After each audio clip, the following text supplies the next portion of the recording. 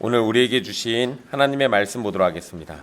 오늘 우리에게 주신 하나님의 말씀은 마태복음 8장 18절에서 22절까지 말씀입니다. 마태복음 8장 18절에서 22절입니다.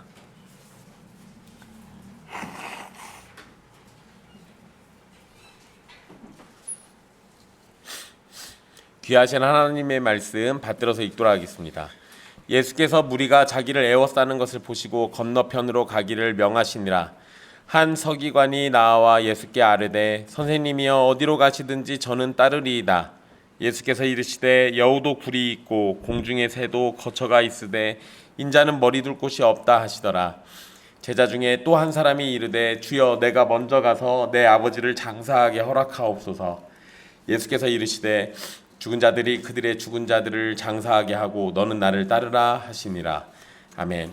이 말씀은 살아계신 하나님의 말씀입니다.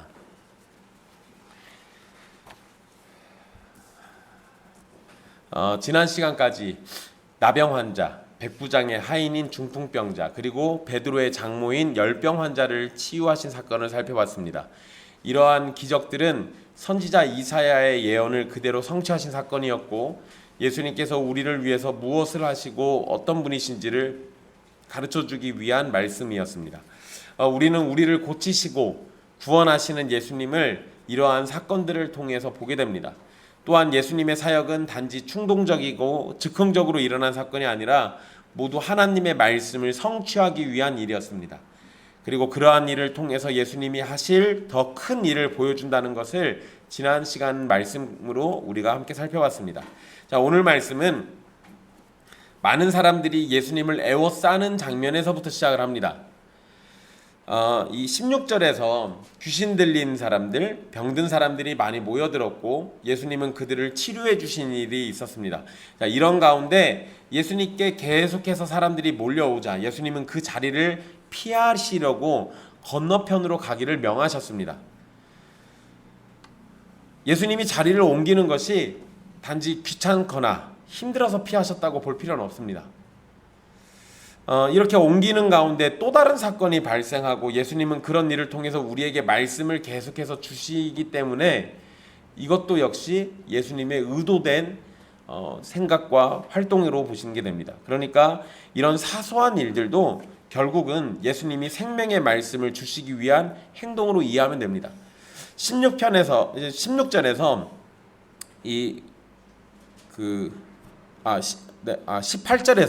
18절에서 건너편으로 간다라고 하신 말씀은 23절의 말씀과 이어서 생각을 해보면 배를 타고 호수 건너편으로 이동하는 것을 의미합니다. 그래서 여러분 23절에 보면 배에 오르심에 제자들이 따랐다라는 말씀이 나와요. 그러니까 18절에서 건너편으로 가자라고 명령을 하셨고 23절에서는 배에 타서 제자들이 함께 타고 건너간 사건이 나옵니다. 그리고 28절에 보시면 이 건너편 가다라 지방이라고 언급됩니다. 그러니까 이 배를 타고 건너간 지역이 가다라 지방인 거예요. 그러면 현재 예수님은 제자들과 함께 가버나움에서 갈릴리 호수를 건너서 동쪽 해안 지역으로 가시려고 하는 겁니다. 이 이동하면서 벌어진 사건들 또 그쪽으로 옮겨가서 벌어진 사건이 이후에 우리가 계속 살필 말씀들입니다. 예수님이 건너편이라고 말씀하신 가다라 지방은 유대인이 별로 없는 지역입니다. 이런 장소를 택하신 것을 보면 예수님은 제자들과 따로 시간을 보내려는 의도를 가지고 계셨던 것을 알 수 있습니다. 그러니까 지금 유대인들이 많이 몰려드니까 유대인들이 좀 없는 장소로 가고 싶었던 거예요. 물론 거기 가셔가지고 제자들하고만 보냈던 건 아닙니다. 거기 도착하셔서 또 귀신들을 또 쫓는 사건이 또 벌어져요. 그러니까 거기 가서도 편하게 계시지는 않았던 겁니다. 자, 어쨌든 예수님이 제자들과 자리를 옮기려는 이 가운데 예수님은 자기를 애워쌌던 무리 가운데서 한 서기관이 하는 말을 듣게 됩니다. 그게 이 19절의 내용이죠. 예수님께 나온 서기관은 선생님이여 어디로 가시든지 저는 따르리이다 라고 말을 합니다. 자, 이 사람의 표현만 놓고 보면 이 사람은 뭐가 되고 싶은 거예요? 그렇죠? 예수님의 제자, 예수님의 추종자가 되겠다고 선언한 것과 똑같은 겁니다. 복음서에서 등장하는 서기관은 대부분 예수님을 대적하는 존재로 등장합니다. 그러니까 예수님한테 긍정적인 반응을 보인 서기관이 거의 없어요. 그런데 이 서기관이 여기에서는 예수님의 제자가 되기를 지금 소망하고 있는 겁니다. 나타난 일만 놓고 보면 이 서기관이 훌륭한 사람인 거죠. 저는 선생님이 어디로 가시든지 따를 겁니다. 사실 우리도 이렇게 말은 안 하잖아요. 주님 어디 힘든 데 가시면은 잘 다녀오세요 그러죠. 제가 여기 잘 지키고 있겠습니다.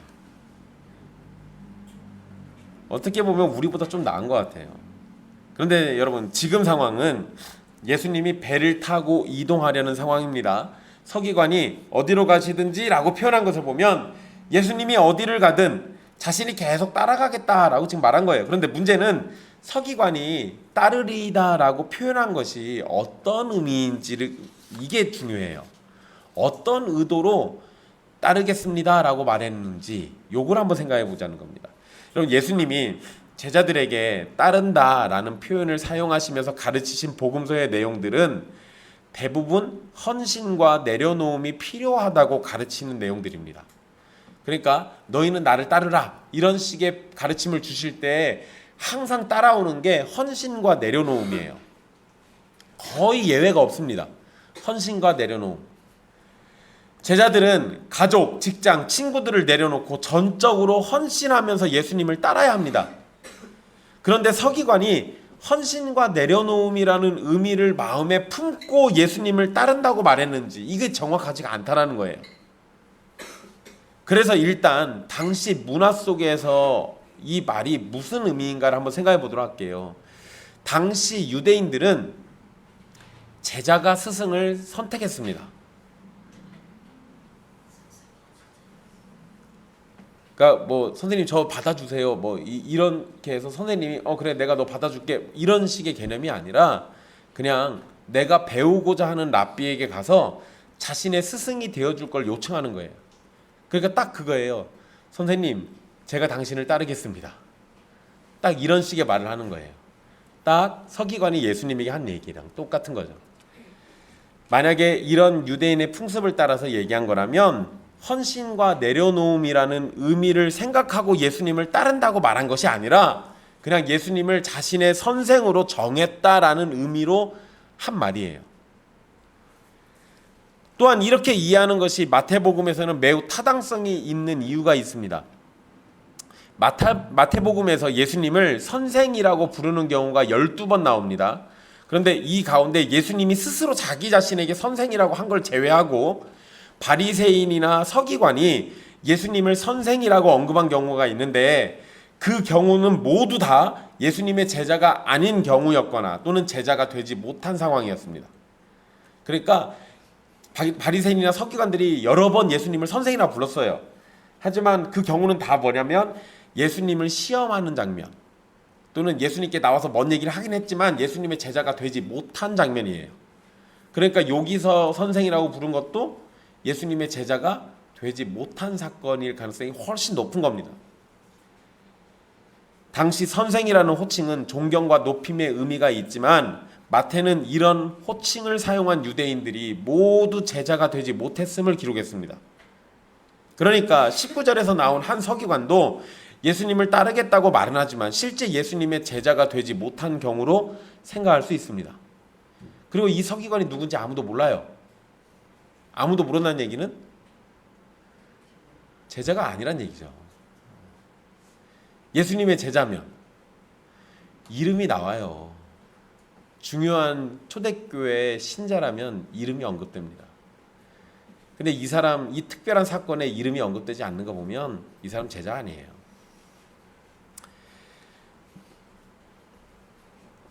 여기에서 등장한 서기관이 예수님을 선생이라고 부른 것은 율법의 전문가인 자신이 생각해도 예수님의 가르침이 탁월했기 때문에 그런 겁니다. 그러니까 그렇게 놓고 보면 사실은 선생이라고 불려야 할 서기관이 예수님을 선생이라고 부른 거니까 나름대로 존경의 의미를 갖고 있는 건 맞아요. 그리고 예수님이 방금 놀라운 기적들로 병든 자, 귀신 들린 자들을 치유하신 사건도 있으니까 이 서기관은 예수님을 대단한 인물로 생각했을 겁니다. 하지만 그의 말에는 뭐하고 뭐가 없다? 헌신과 내려놓음이 없다는 거예요. 그리고 이제 우리는 예수님의 대답에서 서기관의 문제가 무엇인지를 알 수 있습니다. 서기관의 말에 예수님은 헌신과 내려놓음이 필요하다는 내용의 말을 설명해 줍니다. 예수님은 짐승을 이용하셔서 비유적으로 얘기하시는데 그게 20절에 있는 말씀이에요. 유명한 말씀이죠. 여우도 굴이 있고 공중에 새도 거처가 있을 때 인자는 머리 둘 곳이 없다. 여러분, 피조물인 여우나 공중의 새도 편히 쉴 수 있는 잠자리나 거처가 있지만 인자이신 예수님에게는 그런 것이 없다라고 말씀하셨습니다. 따르겠다는 사람에게 자신은 집이 없다고 말하는 것이 엉뚱한 대답처럼 보일 수 있습니다. 이런 거잖아요. 선생님, 저는 선생님의 제자가 되고 싶습니다. 그래? 근데 나는 집이 없어. 이렇게 대답하면은 빨리 도망가야죠. 선생님으로 삼으면 안 되죠. 이 사람이 이상한 사람이잖아요. 그러니까 지금 대화가 이렇게 오고 간 거예요. 그러니까 선생님의 대답이 이상하다고 생각하기가 쉽습니다. 그런데 여러분, 지금 예수님께서 이런 아주 이상한 대답을 하신 거예요. 그런데 예수님은 서기관의 마음속에 헌신과 내려놓음이 없다라는 걸 알고 지금 이런 대답을 하신 겁니다. 예수님의 제자가 되기 위해서 어떤 자세가 필요한 것인지 그걸 얘기해 주신 거예요. 그리고 여러분, 사실 여기에는 과장법도 있습니다. 예수님이 하신 말씀에는 과장법이 있어요. 일단 여러분, 예수님이 어디에 사셨다라고 돼 있죠? 13절 한번 보세요. 4장 13절. 마태복음 4장 13절. 마태복음 4장 13절에 보시면 나사렛을 떠나 스불론과 납달리 지경 해변에 있는 가버나움에 가서 사시니라고 돼 있죠. 거기 사시니를 제가 뭐라고 설명해 드렸는지 기억나세요 혹시?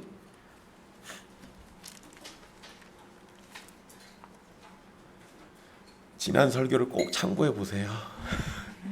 거기 사시니라는 말이 집이 있다는 의미예요. 그 지낼 집을 얻어서 거기서 지내셨다라는 의미입니다. 그러니까 예수님이 노숙하신 게 아니에요. 가버나움에서 그냥 노숙하거나 아무 집이나 들어가서 잠재워주세요 이렇게 한 게 아니라 예수님이 지낼 집이 있었다고요. 물론 예수님의 집은 아닐 겁니다. 하지만 예수님이 지내실 수 있는 집은 있어요. 그러면 뭔 소리예요? 거짓말 하신 거잖아요. 이러면 여우도 굴이 있고 공중에 새도 거처가 있는데 인자는 머리 둘 곳이 없다고 했는데 아니 머리 둘 곳 있잖아요. 있는데 왜 이렇게 얘기하셨어요? 그래서 제가 과장법이라고 한 거예요. 요거 잘 기억해 두세요. 이따 또 나오니까. 머리 둘 곳은 실제로 있었습니다. 게다가 여러분, 예수님이 여행 다니시면서 숙소를 제공받기도 했어요. 그러니까 어딜 가시든 웬만해 가지고는 다 머리 둘 곳이 있었다고요. 그러니까 머리 둘 곳이 없다고 하신 말씀은 항상 적용되는 말씀이 아니고, 그러니까 문자 그대로 이걸 받아서도 안 돼요. 물론 여러분 재미난 게 있긴 합니다. 이 다음 사건과 연결해 보면 머리 둘 곳이 없었던 건 맞아요. 예수님이 이 말씀하시고 이 사건 다음에 벌어지는 일이 뭐냐면 배 위에서 잠을 자시는 장면이 나와요. 배 위에서 주무시는 장면. 그러니까 여러분, 배 위에서 주무시는 건 인자가 머리 둘 곳이 없어서 배 위에서 자고 있는 거잖아요. 그러니까 그것만 놓고 보면 완전히 또 틀린 말도 아니에요. 근데 어쨌든 예수님이 이렇게 말씀하신 것은 서기관을 속이려는 목적이 있었던 게 아니에요. 자신의 제자가 되기 위해서는 어떠해야 하는가를 과장법으로 지금 말씀하신 겁니다. 나를 따르려고? 나는 머리 둘 곳도 없는 사람이야. 그럼 너는 어떻게 해야 돼? 내가 어디를 가든 따라온다고 했잖아. 그럼 너는 어떻게 해? 너도 머리 둘 곳이 없을 수도 있어. 이 얘기를 하신 거죠. 서기관은 자신이 예수님을 따라서 어디든지 갈 수 있다고 했습니다. 그래서 예수님은 머리 둘 곳이 없는 곳까지 자신을 따라올 수 있느냐라고 물어보신 거예요. 어디든지 따라가겠다라는 말은 그 자체로 매우 큰 열망을 의미합니다. 나름대로 열정도 가지고 있는 거예요. 하지만 예수님은 헌신과 내려놓음이 없이 따르는 삶은 진정한 제자가 아니라는 것을 알려주는 겁니다. 여러분, 헌신과 내려놓음 없는 열정도 있어요. 그러니까 열정이라고 무조건 좋은 게 아니라고요. 내가 열정적으로 해서 헌신과 내려놓음을 드러내는 게 아니라 열정적으로 해서 나를 돋보이게 하고 나를 높이려고 할 수도 있다고요. 그러니까 우리는 어떤지를 생각해 봐야 돼요. 예수님을 따른다라는 것은 머리 둘 곳이 없는 곳까지 따라가는 것을 의미합니다. 단순히 말로만 어디든지 가겠습니다라고 고백하는 것이 아니라 실제로 평안을 찾을 수 없는 곳까지 따르는 것이 예수님의 제자로서 요구되는 삶입니다. 여러분, 목사님들 신학교 다닐 때 졸업할 때 거의 졸업식장에서 예외 없이 부르는 찬송가가 있어요. 아골골짝 빈들에도 복음 들고 가오리다. 진짜로 거의 예외 없이 졸업식 날엔 그 찬송 부릅니다. 근데 아골골짝 빈들까지도 안 가요. 저 시골에 자리 났다고 그래도 아무도 안 갑니다. 지금 시골에 목사 없어가지고 문 닫는 교회가 굉장히 많아요. 왜 안 가는 거예요?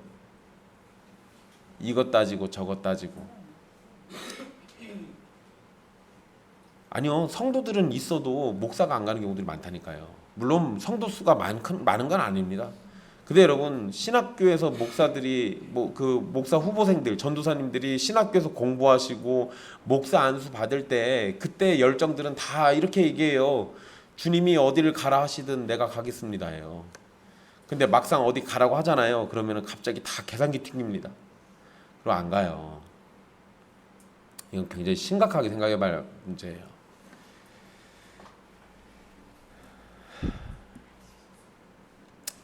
그러면 예수님을 따르는 건 평안이 없는 곳까지도 따라가는 걸 의미합니다. 심한 경우 평안을 누릴 수 없는 고난과 핍박의 삶을 살 수도 있습니다. 그러나 그것이 예수님을 따르는 중에 우리에게 주어진다면 그것조차도 우리에게 주신 선물로 받고 묵묵히 예수님을 따라 십자가의 길을 가는 겁니다. 그게 제자의 삶이에요.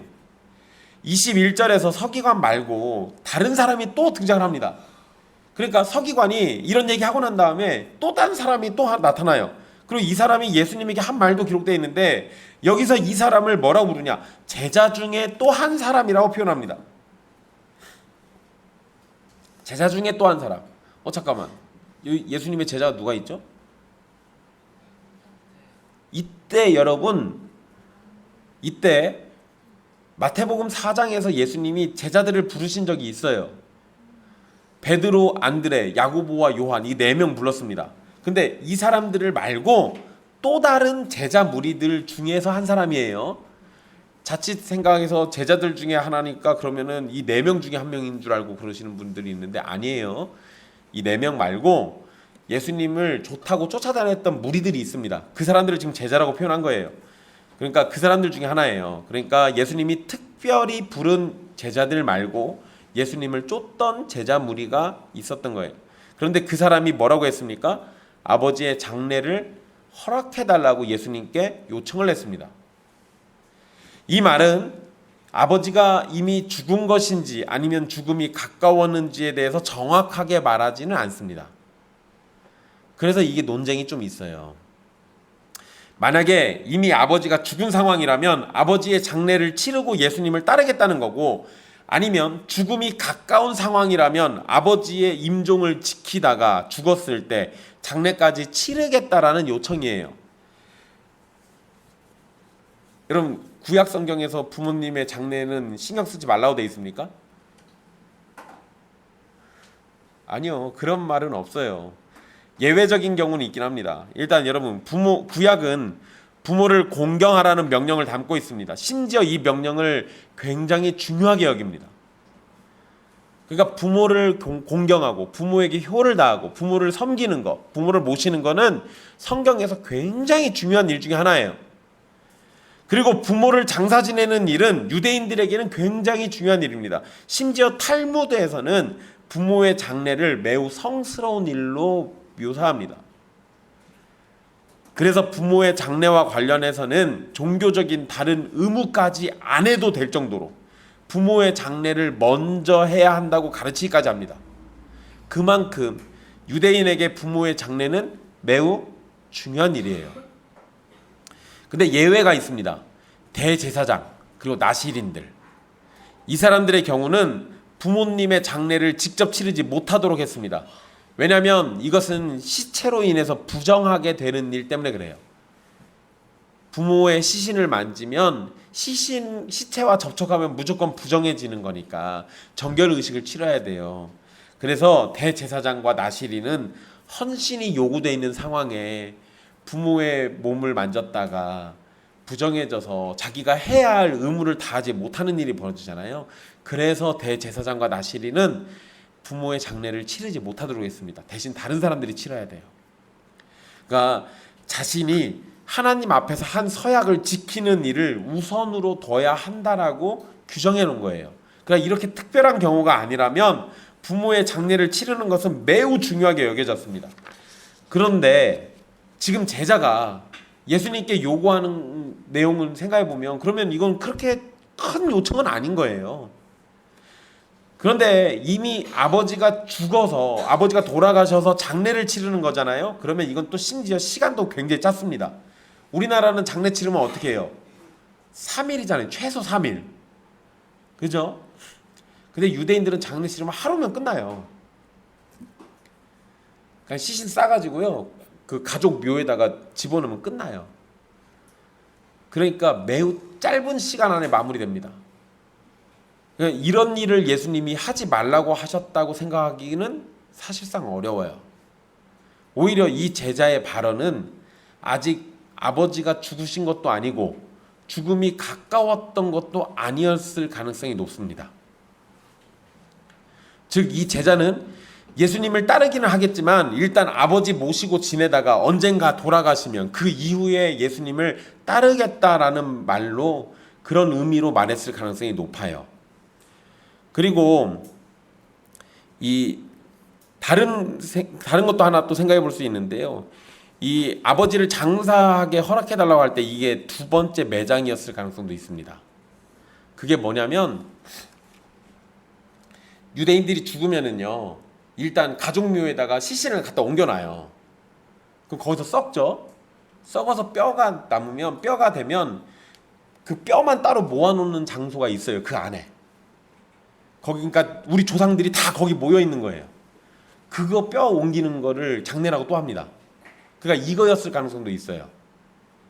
이거는 지금 당장 안 해도 돼요. 그러니까 시급하게 지금 바로 해야 하는 일이 아니라고요. 그러니까 제가 볼 때는 이 두 가지 중에 하나였을 가능성이 높아요. 그러면 지금 안 해도 되는 일이에요. 그거를 지금 이렇게 이야기를 하고 있어요. 예수님은 제자 중에 나온 사람의 요청에 매우 충격적인 대답을 하십니다. 죽은 자들이 그들의 죽은 자들을 장사하게 하고 너는 나를 따르라. 여기에서 따르라 라고 하신 표현은요, 앞으로의 모든 시간 가운데 따르라는 의미를 담고 있습니다. 그러니까 앞으로의 모든 시간 가운데 한눈 팔지 말고 너는 나만 따라와 라는 의미예요. 근데 앞에서 따르다라는 의미가 무엇과 무엇을 포함한다고 그랬어요? 헌신과 내려놓음. 그러니까 그것을 담보한 채로 평생을 따르라는 얘기예요. 게다가 여러분, 지금 따르라는 의미로 말씀하신 것이니까 아버지의 장례를 직접 치르지는 못한다라는 의미가 됩니다. 문제는 죽은 자들이 그들의 죽은 자들을 장사하게 하고 라는 이 말이 무슨 의미냐는 거예요. 이게 죽은 자들이 그들의 죽은 자들을 장사하게 하고, 이 말씀이 너무 충격적이어서 학자들 사이에서도 이거에 대한 논쟁이 있습니다. 부모에 대해서 장례를 치르는 것보다 부모가 죽기 전까지 그들을 잘 돌봐야 한다라는 의미로 말씀했다고 주장하는 학자도 있어요. 부모가 죽어서 장례 치르는 것이 살아계실 때 잘 돌보는 것보다 더 중요하진 않잖아요. 죽은 다음에 잘하면 뭐예요? 살아계실 때 잘해야지. 죽은 다음에 2천만 원짜리 수의 입혀서 1억짜리 관에다가 넣어가지고 땅속에다 묻어놓는 게 무슨 의미가 있어요? 그 돈 가지고 진작에 소고기 한 번 더 사드리지. 그러니까 부모가 죽어서 장례 치르는 것보다 살아계실 때 잘 돌보는 것이 훨씬 더 중요한 일입니다. 살아계실 때 잘 돌보는 것이 훨씬 더 중요한 거니까 살아있는 부모에게 잘해라, 이런 의미로 이렇게 얘기하셨을 수도 있다라고 학자들이 얘기하기도 하는데, 여러분 이건 제자의 도리가 무엇인지를 가르치는 문맥에서 갑자기 부모님한테 이렇게 잘해라라고 얘기하는 게 나올 리가 없어요. 그러니까 그냥 그런 학자들의 말은 무시하시면 되고요. 여러분 일반적으로 우리는 이걸 전통적으로 뭘로 이해했냐면, 영적으로 죽은 자들이 육적으로 죽은 자들을 장사하게 하고, 영적으로 살아있는 자는 하나님의 나라를 위해서 예수님을 따르라는 의미로 봤습니다. 그러니까 이게 거의 기본적인 의미예요. 그러니까 이걸로 그냥 보시면 될 겁니다. 그런데 아까 제가 가족묘에 넣어놨다가 뼈가 됐을 때 옮기는 거 얘기했잖아요. 그 주장이 요것 때문에 나온 거예요. 죽은 자들이 그들의 죽은 자들을 장사하게 하고, 그러니까 이미 죽었잖아요. 옮기는 거 의미 없는 일이에요. 그러니까 그거는 그냥 그 안에 있는 뼈들이 알아서 하게 하라는 얘기, 이렇게 의미를 잡고 얘기를 하기도 했다라는, 이렇게도 볼 수는 있어요. 어쨌든 예수님이 어떤 의미로 얘기하셨든 이 말은 충격적이에요. 죽은 자들이 그들의 죽은 자들을 장사하게 하고 너는 나를 따르라.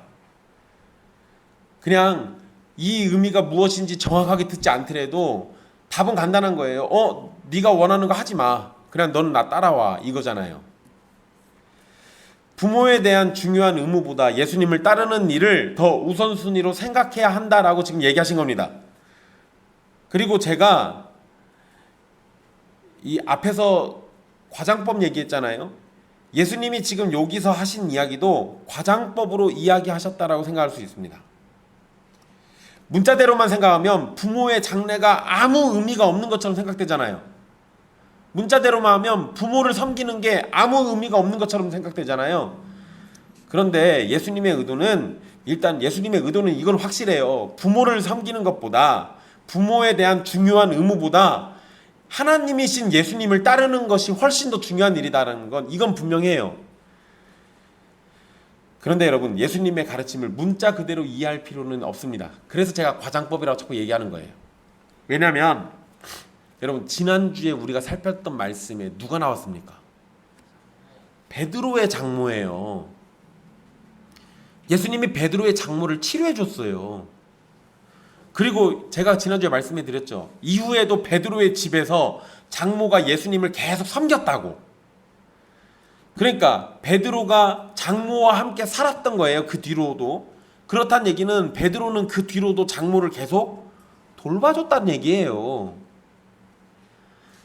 그런데 예수님은 그걸 문제 삼지 않았습니다. 그렇다는 얘기는 지금 예수님이 하신 지금의 말씀을 문자대로 이해해서는 안 된다는 거예요. 또 여러분, 마태복음 15장 1절에서 9절 말씀을 보면요, 예수님은 부모를 공경하지 않는 유대인들을 신랄하게 비판합니다.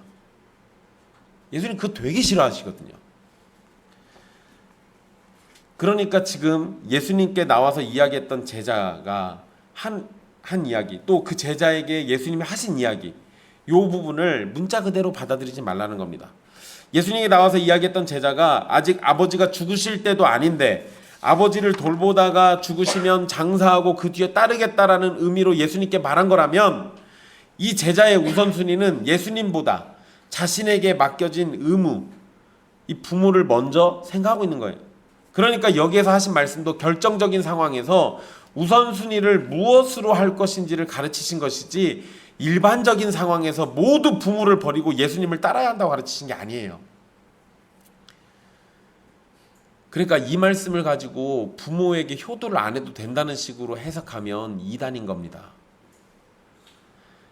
마태복음에서는 예수 그리스도를 따르는 제자가 되는 것과 그에 따르는 삶의 방식을 의미하는 제자도를 중요하게 가르치고 있습니다. 제자도는 예수님의 가르침을 잘 아는 것과 함께 예수님의 가르침을 따라서 삶에서 실천하는 걸 포함합니다. 제자도의 개념은 성경에서만 있었던 건 아니에요. 오랜 종교로부터 지금까지 대부분의 종교가 가지고 있는 개념인데, 제자도는 스승의 가르침을 배우고 스승의 삶을 통해서 삶과 행동의 방향을 배우는 걸 의미합니다. 오늘 살핀 말씀은 제자도에 대한 예수님의 가르침을 담고 있어요. 본문의 위치를 보면 앞에서는 병든 자와 귀신 들린 자를 치료한 사건이 있고요. 이 사건 뒤에서는 바람과 바다를 잔잔하게 하시고 귀신 들린 두 사람을 고치신 사건이 있어요. 그런데 여러분, 이 사건 모두 다 제자도와 관련되어 있는 겁니다. 이 사건 전부가 다 제자도와 관련되어 있어요. 그런데 특별히 기적이 앞뒤로 있고 가운데에는 이 제자도에 대한 가르침만 지금 언급되어 있는 겁니다. 예수님께서 기적을 일으키셔서 병을 고치시고 귀신을 쫓아주실 수 있습니다. 그런데 이런 기적을 일으키실 때만 예수님을 따르는 것이 진정한 제자의 모습일까요? 이런 기적이 일어나지 않고 오히려 헌신과 내려놓음이 요구되는 순간에도 예수님을 따르는 것이 참된 제자의 모습입니다. 지금 예수님은 그거를 우리에게 알려주시는 거예요. 기적이 일어나고 내가 원하는 소원이 성취되고 내가 원하는 것을 쟁취해내고 하나님이 나한테 그런 것들을 아낌없이 주고 그럴 때만 예수님을 쫓고 하나님을 믿는 것이 아니라 내가 원하는 거 다 내려놓고 내가 남들보다 더 수고해야 하고 내가 더 고생해야 하고 내가 더 가지지 못한다 할지라도 그 순간에도 예수님을 따라야 한다는 걸 얘기하는 거예요. 우리의 병든 몸과 영혼이 예수님의 능력으로 치료되고 고침을 받는 것은 참으로 반가운 일입니다. 그런데 우리가 필요할 때만 예수님을 따르는 것은 참된 믿음의 모습이라고 볼 수가 없습니다. 우리는 일시적으로만 예수님의 제자로 사는 것이 아니라 일평생 가운데 예수님을 따라야 합니다. 심지어 평안과 안식이 없는 곳까지도 따르는 거예요. 가족보다 예수님을 우선순위에 두고 따를 마음과 자세로 따라야 한다는 겁니다. 현대의 교회는 너무도 쉽게 사람들을 예수님의 제자로 받아들입니다. 대단한 부자거나 똑똑하고 많이 배운 사람이거나 능력이 많은 사람이 예수님의 제자가 되어야 하는 게 아니에요. 부자가 아니어도 아는 지식이 없어도 남들보다 능력이 현저하게 떨어져도 예수님의 제자가 될 수 있습니다. 하지만 헌신과 내려놓음이 없다면 그는 예수님의 제자가 될 수 없어요. 예수님의 제자는 능력으로 평가하는 게 아니에요. 헌신과 내려놓음으로 평가되지.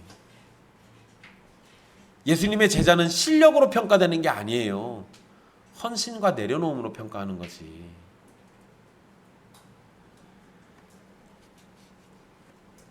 이런 면에서 오늘날의 교회는 너무도 쉽게 사람들을 예수님의 제자라고 인정해버립니다. 헌신과 내려놓음이 없어도 주의를 온전히 지키지 않아도 예수님의 말씀을 듣고 실천하려고 하지 않아도 심지어 하나님과 예수님을 전혀 몰라도 예수님의 제자라고 불러주는 경우가 많아요. 그러나 예수님의 가르침은 예수님을 따르는 일에 있어서 진지하고 전인격적으로 분명하게 따르기를 원하십니다. 세상을 여전히 사랑하고 세상을 무엇보다 즐거워하고 세상에서 행복을 찾고 세상에 집착하면서 예수님의 제자가 될 수는 없습니다. 이런 상태의 사람들이 믿음을 입술로 이야기한다면 그것은 위선과 거짓의 고백일 뿐이에요. 참 구원의 은혜를 받은 사람은 우선순위가 달라집니다. 뭐가 되겠어요? 예수님. 진짜 구원받은 사람들은 우선순위가 달라지게 돼 있어요. 그렇게 해서 안식과 평안이 세상에서 주어지지 않는다 해도 예수님을 가장 우선순위에 두고 살아가는 겁니다. 예수님을 믿고 예수님의 제자가 되는 것은 우리의 삶에 머리둘 곳이 없을 정도로 불편함이 있다고 해도 인내하고 견뎌낼 준비가 되어 있어야 하는 겁니다. 목사나 선교사가 사역할 곳에 좋은 차, 좋은 집, 좋은 가구, 넉넉한 형편 이런 거 따지면서 가진 않습니다. 정상적이라면 그래야 돼요. 이런 것들을 일부러 피할 필요는 없지만 그런 것이 없다면 없는 가운데서 예수님의 제자로서의 삶을 살아가면서 목회하는 거예요. 나를 부르는 곳이 있고 나를 주의 도구로 쓰실 곳이 있으면 이것저것 따지고 가는 게 아니라 주님이 나에게 가라고 하는 그곳이 있으니까 산간 오지여도, 아프리카 원주민들이 사는 곳이어도, 내가 거기에서 이슬을 피할 지붕이 없는 곳이어도 그래도 가는 게 직분자들, 목사와 선교사들의 몫이에요. 그게 그들에게 내려놓음과 헌신인 거예요. 마찬가지로 성도들도 예수님을 따르는 삶을 살아간다고 모두가 말은 하지만 필수품이 부족하거나 남들보다 불편함을 겪거나 다른 사람과 비교하면서 자신에게 없는 것들에 불평불만 가지면서 예수님의 제자로 살아갈 수는 없는 겁니다. 그러한 것들이 우리에게 없다면 없는 가운데 예수님의 제자다운 삶을 살아가기 위해서 힘쓰면 돼요. 우리에게는 불편하고 힘들고 어려운 것이 문제인 게 아니에요. 잘 생각하세요. 좋은 차가 없어서 문제인 게 아니고 좋은 집이 없어서 문제인 게 아니라고요. 성도에게 문제는 하나님의 은혜가 없고 예수 그리스도의 복음이 없고 성령님의 임재가 없는 것이 문제예요.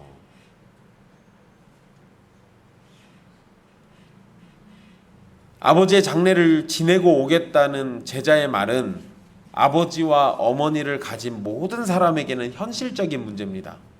우리도 누군가의 아들이고 딸이기 때문에 할아버지나 할머니 또는 아버지와 어머니의 죽음을 마주하고 장례를 치러야 할 때가 옵니다.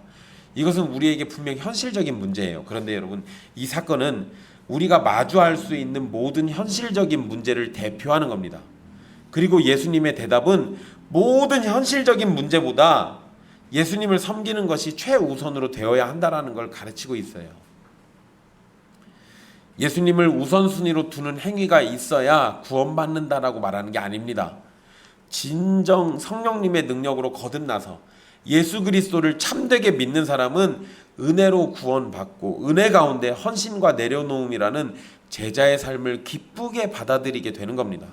물론 이 과정 가운데서 불평과 불만과 나태함이 나타날 수도 있지만 결국은 제자의 삶을 따라서 예수님께 헌신하고 예수님을 위해서 내려놓음을 실천하면서 살아가는 거예요. 서기관처럼 예수님을 믿겠다고 따르겠다고 충동적인 맹세하지 마십시오. 충동적으로 예수님 믿겠다고 말하고 뒤돌아서서 자신의 고백을 외면하는 사람들이 얼마나 많은지 아십니까? 이거 참 슬픈 일이에요.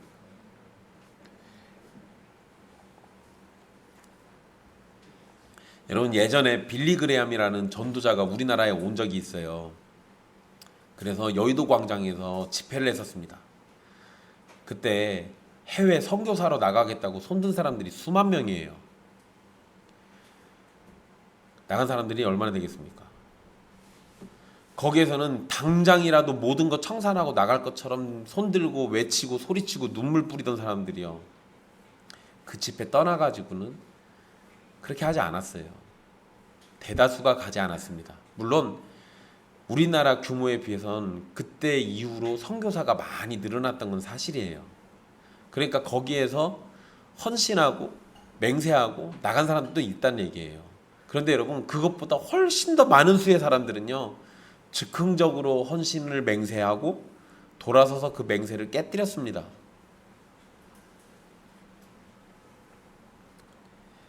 그런 충동적인 맹세에 주님이 원하시지 않아요.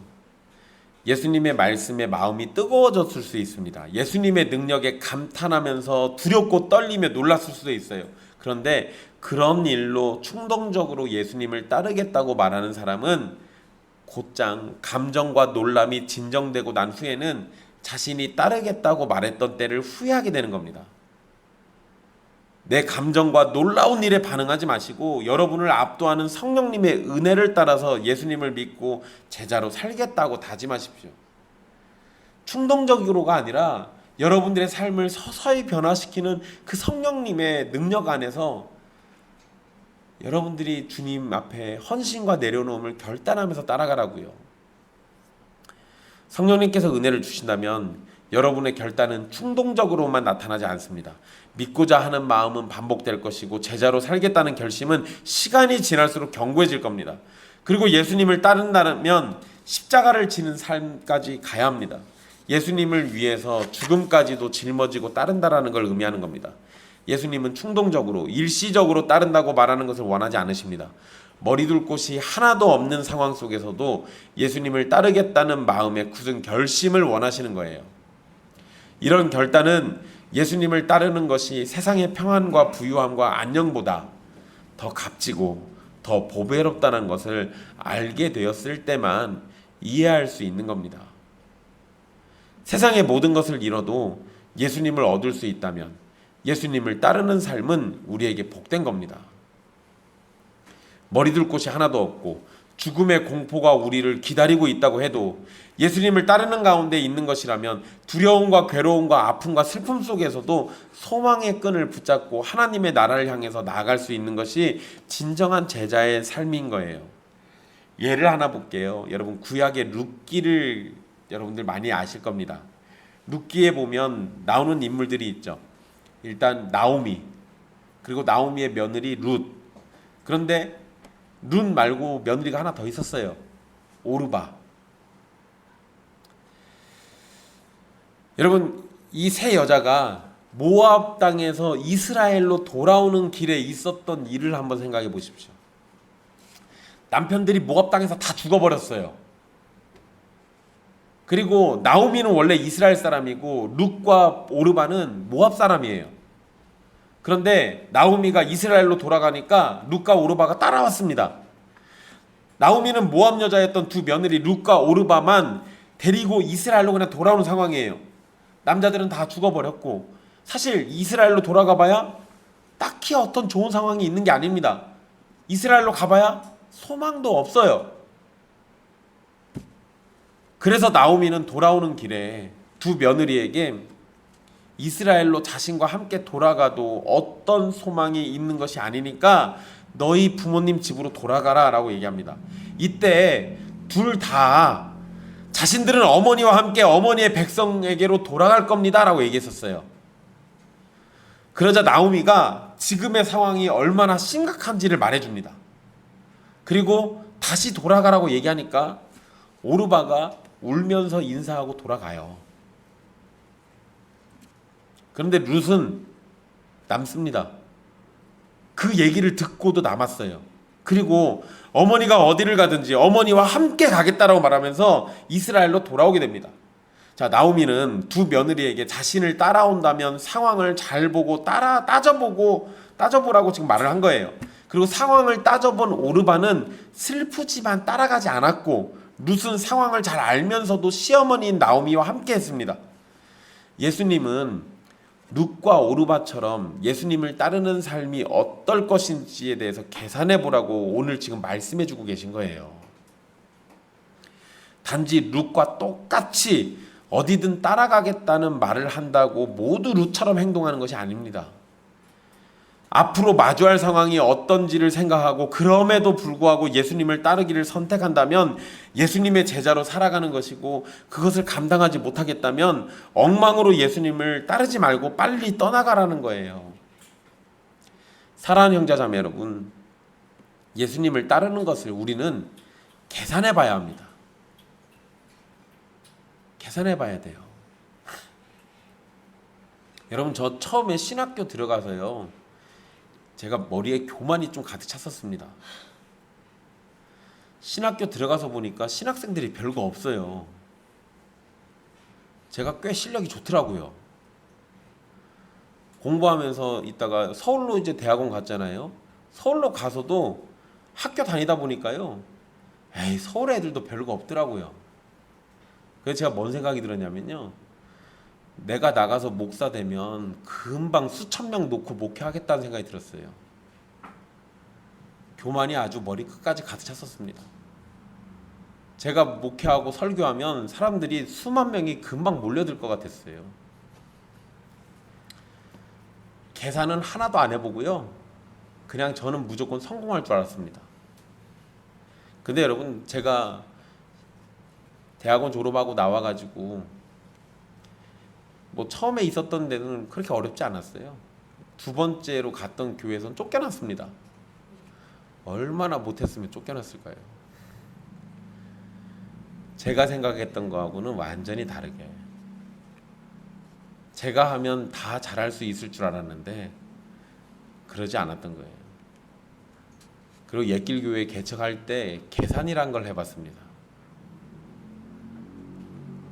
그리고 헌신과 내려놓음이라는 걸 그때 알았어요.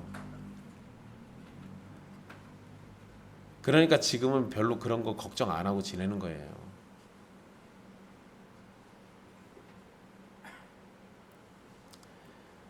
네, 여러분들에게도 부탁드리는 겁니다. 예수님을 따르는 것에 대해서 계산해 보십시오. 예수님을 따르는 것이 우리에게 좋은 일인지 아닌지, 머리 둘 곳이 없는 상황과 부모님을 돌보지 못하는 최악의 상황에서조차 예수님을 따르기를 멈추지 않는 것이 우리에게 좋은 것인지 아닌지 요거 생각해 보라는 겁니다. 그런데 오늘 본문에서 예수님의 제자가 되는 가장 중요한 요소는 언급되지 않습니다. 둘 다, 서기관하고 이 제자 둘 다 자신들이 예수님께 무엇이 되겠다라고 말하고 있는데 그것은 예수님의 제자가 되는 길이 아닙니다. 예수님의 제자가 되는 것은 내가 선택하고 내가 결단하고 내가 다짐한다고 해서 되는 것이 아니라 하나님의 선택과 성령님께서 주시는 중생의 은혜와 그리스도의 사랑이 주어져야만 가능한 일입니다. 삼위 하나님의 은혜가 주어진다면 머리 둘 곳이 없어도 주님을 따르는 선택을 할 겁니다. 삶의 가장 우선순위는 자연스럽게 예수 그리스도가 되는 겁니다. 삼위 하나님의 은혜가 있다면 우리는 예수님을 따르는 삶에 대해서 계산을 해보고 미래를 깊이 생각하면서 세상에서 얻을 것이 없어도 예수님의 제자가 되기를 선택할 겁니다. 그러니까 계산해 보라는 겁니다. 여러분들이 계산해 봤는데 예수님을 따르는 게 나한테 좋은 게 아닌 것 같아. 이런 결론이 나오면 여러분들에게 뭐가 없다고 생각하시면 돼요? 삼위 하나님의 구원의 은혜가 없다고 생각하시면 됩니다. 내가 아무리 최악의 상황으로 계산을 해봐도 나는 주님을 따르는 것이 좋다라고 생각이 들면 하나님의 은혜가 있으니까 무슨 계산식을 집어넣어도 결론이 예수님을 따르자로 나오는 거예요. 사람의 눈으로는 도저히 결정하지 못할 선택을 죽기까지 우리를 사랑하신 예수님 때문에 택함을 받은 사람들은 확실히 선택하고 결단해서 예수님의 제자가 되는 겁니다. 예수님을 따르십시오. 예수님의 제자가 되십시오. 여러분의 삶의 우선순위를 예수님께 두십시오. 세상은 여러분에게 머리 둘 곳을 주고 당장의 평안과 즐거움을 줄지 모르지만 영생과 하나님의 사랑은 예수 그리스도에게서만 나오는 겁니다. 여러분들이 성령의 은혜로 무슨 은혜 가운데서 계산을 한다면 어떤 식으로 계산을 하든 영생과 하나님의 사랑보다 더 가치 있는 것이 없다라는 것을 알게 될 겁니다. 그러니 다른 것의 제자가 되지 마시고 예수님의 제자가 되기를 기뻐하십시오. 그것이 우리에게 가장 최고의 정답이 되는 겁니다. 기도하겠습니다.